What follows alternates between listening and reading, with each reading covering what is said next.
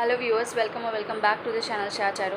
सो अभी की रीडिंग में हम देख रहे हैं कि आपको इस वक्त में क्या जानना ज़रूरी है। ये वीडियो जब भी आपके सामने आ रही है उस वक्त में आपको क्या जानना ज़रूरी है। ठीक है, चलिए देखते हैं। ध्यान यहाँ रखना है, यहाँ मैं 2 पाइल्स लूँगी, पर फिर भी ये किसी स्पेसिफिक पर्सन के लिए नहीं है, तो हर चीज़ रेजोनेट और ज़रूरी नहीं है, तो ओपन माइंडेड होकर सुनिएगा। अगर आप ड्रॉन फील करें, कनेक्टेड फील करें, तब भी इस रीडिंग को देख के, वरना आप स्किप कर दें और या जितना आपसे रेजोनेट हो उतना ही रखें। तो चलिए 2 कार्ड्स निकालते हैं। 2 पाइल्स निकाल रहे हैं यहाँ पे, पाइल 1, पाइल 2। एक पाइल सेलेक्ट करके आप उसकी रीडिंग देख सकते हैं। टाइम स्टैम्प में टाइम दिया है, ओके। आप उस पर क्लिक करेंगे, आपकी रीडिंग वहाँ से शुरू हो जाएगी। अगर आप दोनों देखना चाहते हैं, आप दोनों भी देख सकते हैं, हो सकता है दोनों में आपके लिए मैसेजेस हों। चलिए स्टार्ट करते हैं पाइल 1 से। जिन्होंने पाइल 1 चूज़ किया है, आपके लिए क्या कार्ड आया है? 9 ऑफ वैंड्स का कार्ड आया है। चलिए और कार्ड्स निकालते हैं, देखते हैं और क्या बोलना चाहते हैं। कार्ड्स बताइए अभी हमारे व्यूअर्स को क्या जानना ज़रूरी है। द वर्ल्ड, अभी क्या जानना ज़रूरी है? 9 ऑफ सॉर्ड्स, अभी क्या जानना ज़रूरी है? 4 ऑफ कप्स।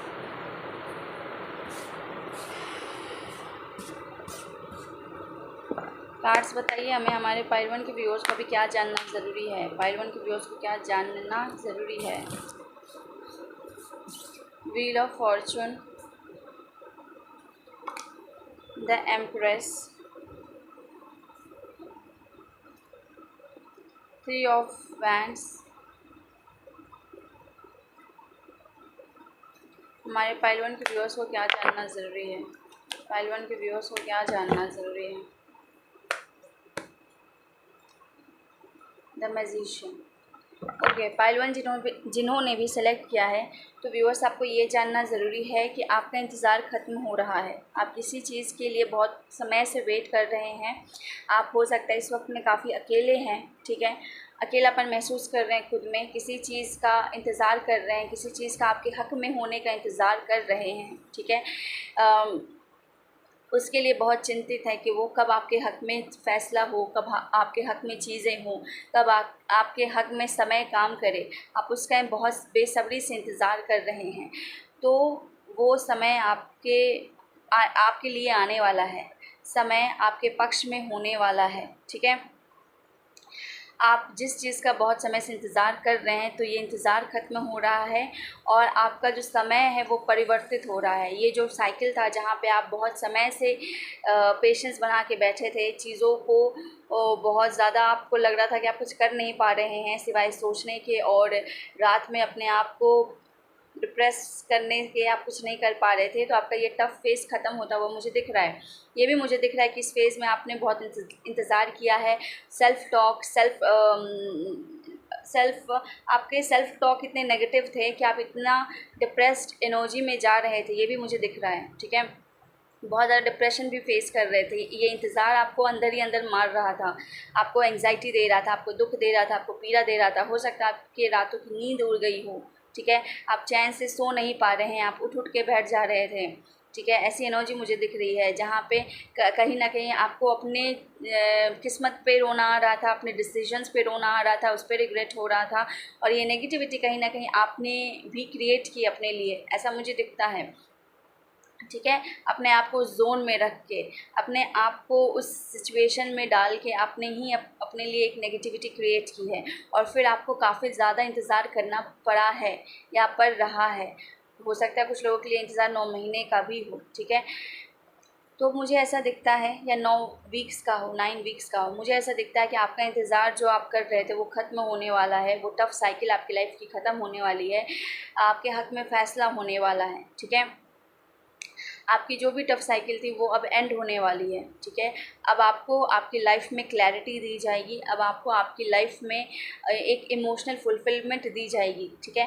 पर एक चीज़ मैं आपको ज़रूर बता दूं कि अगर आप ऐसे व्यक्ति थे जो आप सामने से दिए गए, अगर क्या बोलते हैं, स्पिरिचुअल लव को एक्सेप्ट नहीं करते थे और अपने अपने लाइफ की चिंताओं को ज़्यादा महत्व देते थे, तो आपको ये करना छोड़ना पड़ेगा, नहीं तो आगे आने वाले जीवन में भी आप अपने लिए ऐसी एनर्जी क्रिएट कर लेंगे।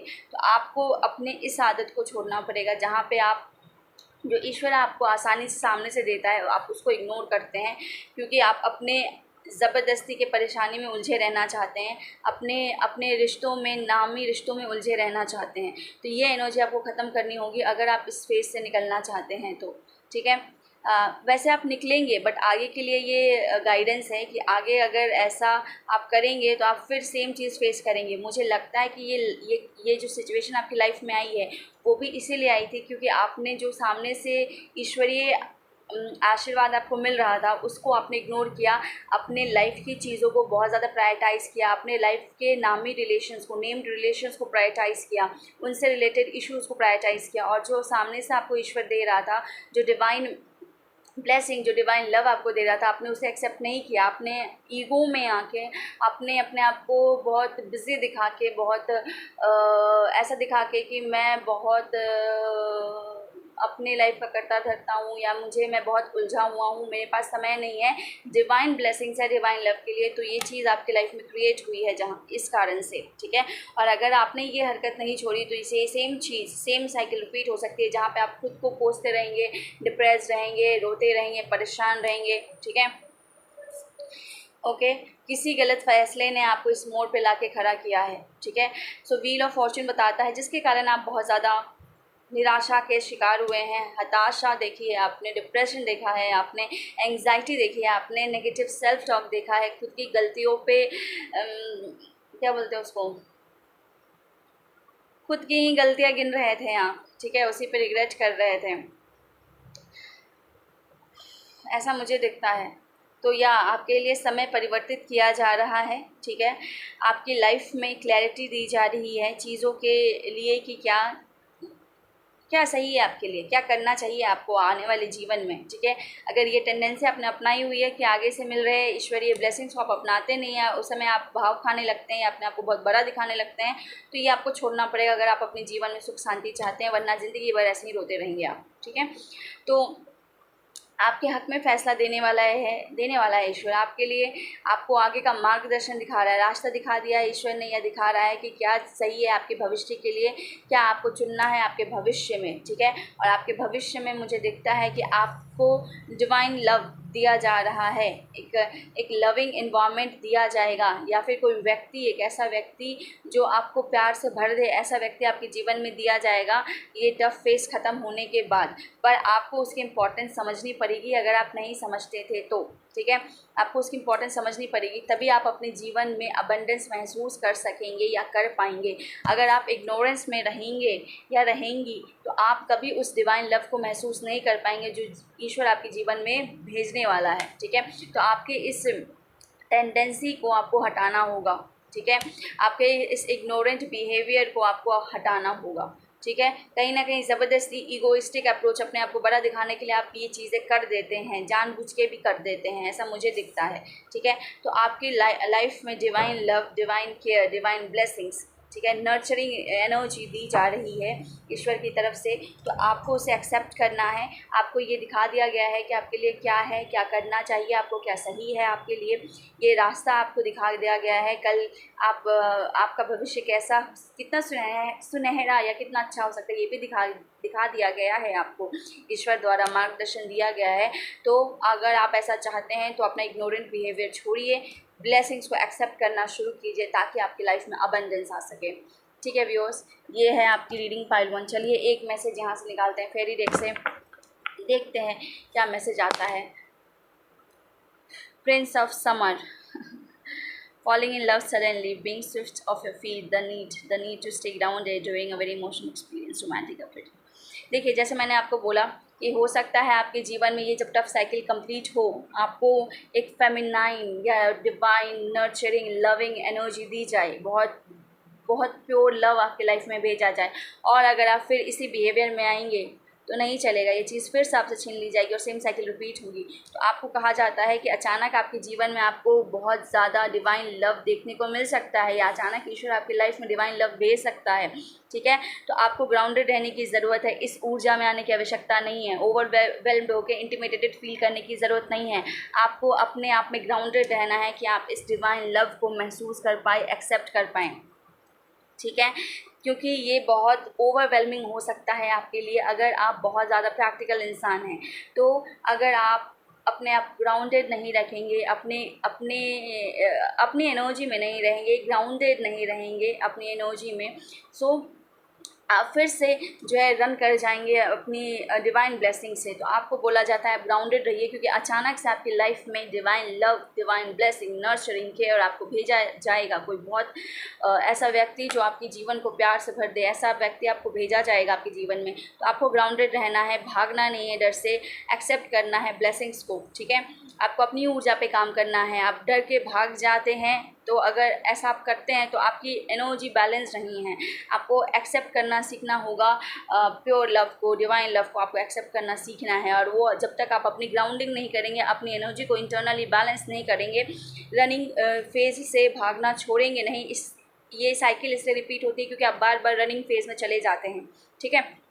तो आपको अपने एनर्जी में ग्राउंडेड होने की ज़रूरत है, अपने इंटरनल एनर्जी के साथ ग्राउंडेड होने की ज़रूरत है कि आप मान सके, ये बिलीव कर सके कि आपको डिवाइन लव मिल सकता है, एक डिवाइन प्योर लव आपके जीवन में आ सकता है। क्योंकि ये बहुत ज़्यादा आपके लिए ओवरवेलमिंग होगा, आप अपने इमोशंस को एक्सेप्ट करने से डरते होंगे। तो आप इमोशनल बर्स्ट, अगर कोई सामने से अगर आपको बहुत ज़्यादा प्रेम नर्चरिंग दिखाए, तो हो सकता है आप इस चीज़ से घबराते हैं, डरते हैं, आप इसलिए भाग जाते हैं। आप इमोशनल एक्सप्रेशन से, एक प्योर इमोशनल कन्वर्सेशन से आप डरते हैं, इस कारण से आप इग्नोर करते हैं, भाग जाते हैं। बट अगर यही आप करते हैं तो आपका जीवन ऐसे ही व्यतीत होगा जैसा आप इस व्यक्ति को देख रहे हैं, रात भर जो सो नहीं पा रहा, चिंतित है, जीवन ही इसका ऐसा निकल रहा है और बस इंतज़ार कर रहा है उसके हक़ में चीज़ें होने का। तो कहीं ना कहीं आप ही ज़िम्मेदार हैं आपके इस सिचुएशन के। तो आपको ज़रूरत है कि आप अपने आप को स्टेबल करें, अपनी एनर्जी को स्टेबल करें कि जो अच्छी चीज़ आपकी तरफ डिवाइन भेज रहा है, डिवाइन लव के फॉर्म में, डिवाइन ब्लेसिंग्स नर्चर के फॉर्म में, उसको आप एक्सेप्ट कर सकें अपने जीवन में, ठीक है। सो अपने आप पे काम कीजिए, अपनी ऊर्जा को ग्राउंडेड कीजिए, अपने आप में अलाइंड हुइए कि आप रिसीव कर पाए डिवाइन ब्लेसिंग्स को। सो पाइल 1 ये है आपकी रीडिंग। आपको ये जानना ज़रूरी है, ठीक है, कि आपके हक़ में फ़ैसला होने वाला है, पर आपको अपनी एनर्जी को परिवर्तित करने की ज़रूरत है, ठीक है। सो या pile 1, I hope I am very clear to you. तो आज के लिए इतना ही पाइल 1 आपके लिए। आपसे रेजोनेट किया हो then do let me know in the comment section. Channel subscribe कर लिया, थैंक यू सो मच। नहीं किया है then do subscribe this channel. आपको अच्छा लगा है then do not forget to like this video, ठीक है। एंड या आज की रीडिंग में इतना ही। मिलते हैं आपसे अगली रीडिंग में। पाइल 1 children take care, bye bye. चलिए अब चलते हैं पाइल 2 की तरफ। सो जिन्होंने भी पाइल 2 चुना है, चलिए देखते हैं आपके लिए अभी क्या जानना ज़रूरी है, ठीक है। सो पाइल 2 जिन्होंने अभी चुना है, आपको अभी इस वक्त में क्या जानना ज़रूरी है। तो पाइल 2 आपके लिए कार्ड आया है 2 ऑफ वैंड्स का, ठीक है। तो आपको क्या जानना ज़रूरी है, चलिए देखते हैं। कार्ड्स हमें बताइए हमारे पाइल 2 के व्यूअर्स को अभी इस वक्त में क्या जानना ज़रूरी है। पाइल 2 के व्यूअर्स को अभी इस वक्त में क्या जानना ज़रूरी है, क्या जानना ज़रूरी है, ठीक है। और कार्ड्स जो आए हैं वो है 7 of swords, 8 of wands and the high priestess. Okay, एक बार इधर से भी कार्ड निकालते हैं, देखते हैं क्या आता है। कार्ड्स हमें बताएं हमारे व्यूअर्स को, हमारे पाइल 2 के व्यूअर्स को इस वक्त में क्या जानना ज़रूरी है। पाइल 2 के व्यूअर्स को इस वक्त में क्या जानना ज़रूरी है। 9 ऑफ सॉर्ड्स, हमारे पाइल 2 के व्यूअर्स को इस वक्त में क्या जानना ज़रूरी है। हमारे पाइल 2 के व्यूअर्स को इस वक्त में क्या जानना ज़रूरी है। The hanged man, king of wands, night of pentacles. So pile 2 के व्यूअर्स जिन्होंने पाइल 2 चुना है, आपको इस वक्त में क्या जानना ज़रूरी है। आपको इस वक्त में ये जानना ज़रूरी है कि आपको अपने मेंटल कॉन्फ्लिक्ट से, अपने, देखिए मोर और लेस दोनों रीडिंग सेम ही आई है कि आपको अपने रनिंग एनर्जी से बाहर निकलना है। अगर आप बहुत ज़्यादा रन करते हैं अपनी परेशानियों से, आप ऐसे व्यक्ति हैं जो अपनी परेशानियों को फेस नहीं करना चाहते हैं, ठीक है। आप एस्केप करने में बिलीव रखते हैं, या आप एस्केप करना चाहते हैं अपनी परेशानियों से, आप उसको फेस नहीं कर रहे हैं, आप फेस करके उस सिचुएशन से एनर्जेटिकली निकल नहीं रहे हैं या सल्यूशन नहीं निकाल रहे हैं, आप भाग रहे हैं, आप एस्केप कर रहे हैं सिचुएशन से। आपकी जो भी सिचुएशन है, एक तो सिचुएशन ऐसी है जहाँ पे आप बहुत ज़्यादा नेगेटिव हैं, कुछ ऐसा हो गया है आपकी ज़िंदगी में जो बहुत ज़्यादा नेगेटिव हो गया है, जिसके कारण आप इमोशनली बैलेंस नहीं हैं, आप बहुत दुखी हैं, ठीक है। आपके इमोशंस बहुत ज़्यादा सैड हैं, आप इस एनर्जी से भागना चाहते हैं, एस्केप करना चाहते हैं, क्योंकि आप अटका हुआ महसूस नहीं करना चाहते हैं। तो ईश्वर आपसे यही कहना चाहता है कि अपने एनर्जी को बैलेंस कीजिए, अपने इमोशंस को बैलेंस कीजिए। एस्केप करने से रास्ता नहीं निकलेगा, आप दोबारा अटक जाएंगे। तो आपको इस एनर्जी में रह के आपको ये देखना है कि ऐसा क्यों हुआ, ऐसी आप में क्या कमी है, आपकी ऊर्जा स्तर में क्या कमी है कि ये सिचुएशन आपकी लाइफ में आई है, ऐसे आपके क्या एक्शंस थे, आपकी क्या गलतियाँ थी, आप इंटरनल लेवल में आप में क्या दिक्कत है, आपकी ऊर्जा में क्या दिक्कत है जो आपकी लाइफ में ऐसी चीज़ें क्रिएट हुई हैं। ठीक है, अब इन चीज़ों को समझ के अपने आप को इमोशनली बैलेंस करके इस सिचुएशन से निकालना है, आपको एस्केप नहीं करना है। ठीक है, आपको खुद को इस सिचुएशन से निकालना है, एस्केप नहीं करना।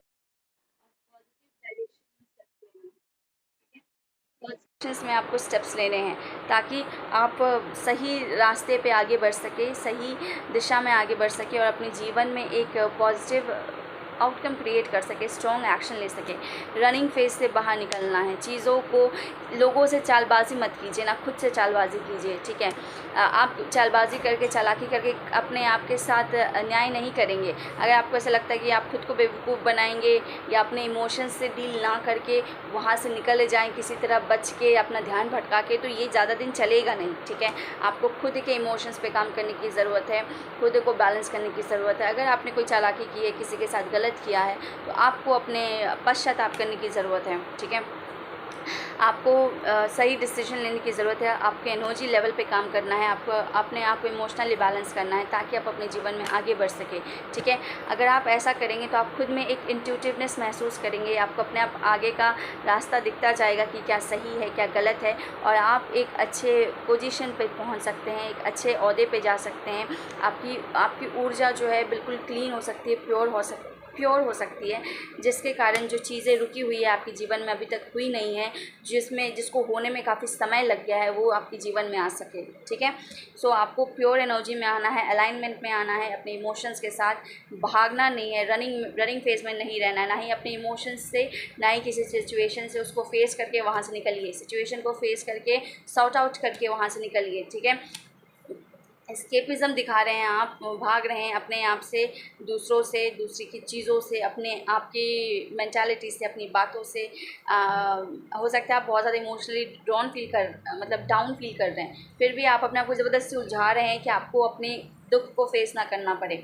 तो आपको बोला जा रहा है कि जो भी आपको सिचुएशन दी है उसको फेस कीजिए, एनर्जेटिकली देखिए कि क्या चीज़ें थी जो ये क्रिएट हुआ, आप में क्या कमी थी, आपकी ऊर्जा स्तर में क्या कमी है जो ये अटकाव महसूस हो रहा है। आप भाग नहीं सकते, मानसिक तौर पे भी आप भाग नहीं सकते, भागेंगे तो अटकाव ही रहेगा जीवन में।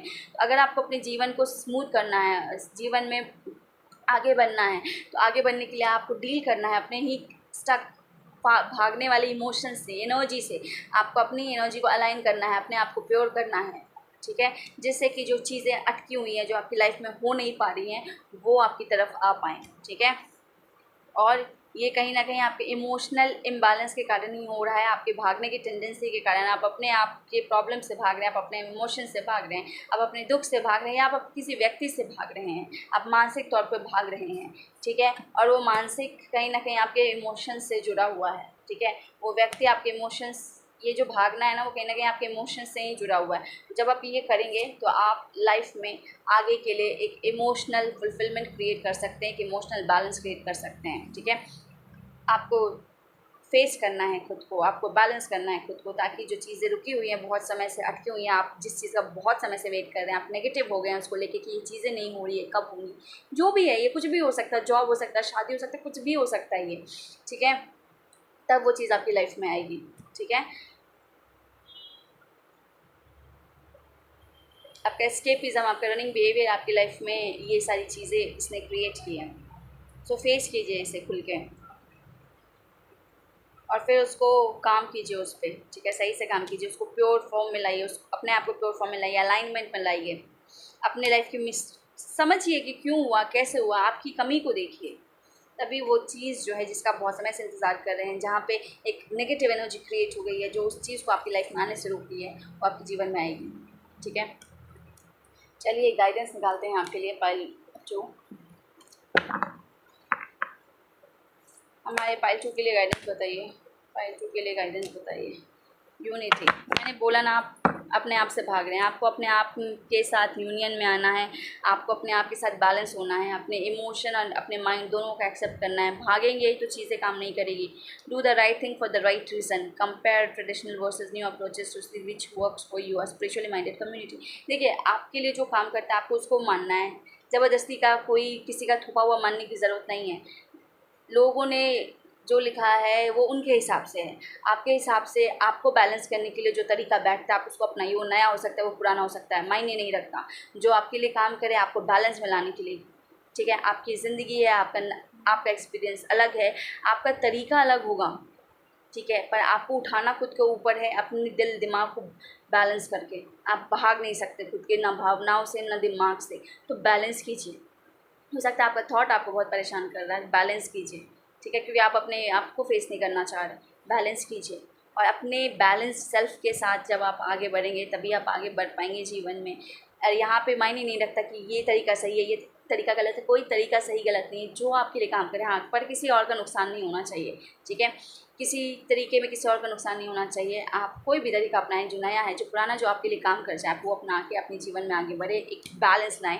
तभी आपका जीवन, जो चीज़ें रुकी हुई हैं आपके जीवन में, वो आपके जीवन में आ जाएंगी। आपके बहुत समय से कुछ रुका हुआ है आपके जीवन में, मुझे दिख रहा है, ठीक है। नेगेटिव एनर्जी है, स्टक हो गई है चीज़ें, बट बढ़ेंगी आगे जब अपने आप को प्योर फॉर्म में लाएंगे, अपने आप पे काम करके अपनी एनर्जी को अलाइन करेंगे, प्योरिटी में आएंगे, ठीक है। अपने दिल दिमाग को यूनियन में ला के आगे बढ़ेंगे, ठीक है।